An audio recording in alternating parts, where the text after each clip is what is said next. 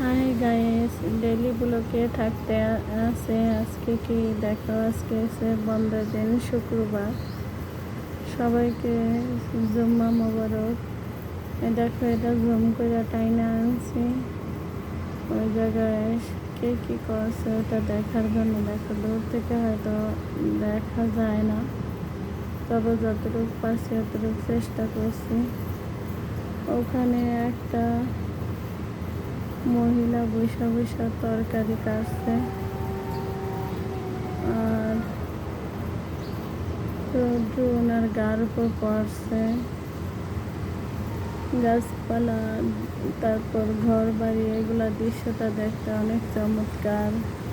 আর একটা মহিলা ওই জায়গায় বৈশা, ওইটার পাশেই নারকেল গাছটার পাশেই একটা কল আছে, ওই জায়গায় কাপড় চোপড় ধুইতে আছে। আসলে যেহেতু আমরা ডেলি ভিডিও বানাই, ভিডিও তো দিতে হবে। কি ভিডিও দেবো খুঁজে পাইতে আসি না, তাই যতটুকু পারছি এই ভিডিওটা আনার চেষ্টা করছি। যেহেতু ভিডিও দিতেই হবে। কি তরকারি কাটতে আছে মহিলা আমি জানি না, তবে যাই হোক, দেখেন, আমরা মধ্যবিত্ত মানুষ, আমাদের তো কাজ করে খেতেই হবে। ওই দেখেন, বন্ধের দিনও কোনো শান্তি নাই। ঘরের কাজ তো করতেই হবে, রান্না বাড়া, এটা তো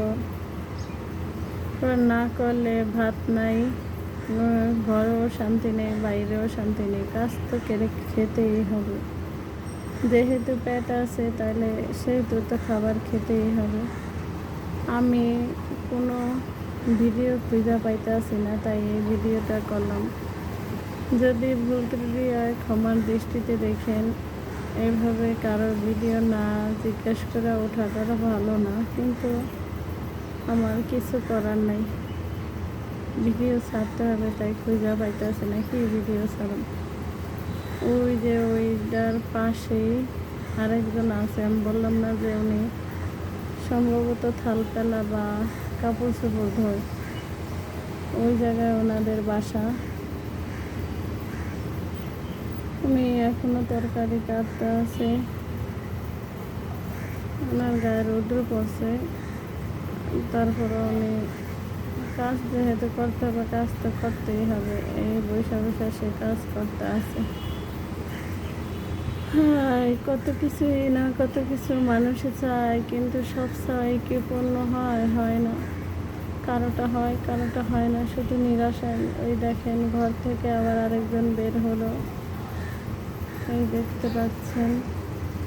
ওই পাশে থাল ফুল রাখছে, থালা বাটি। হয়তো আমার কথাটা শুনে কেউ হাসতে পারে না। একটা পুরুষ লোক আসছে, দেখতে পাচ্ছেন। আচ্ছা, সবাই ভালো থাকেন, সুস্থ থাকেন, আল্লাহ হাফেজ।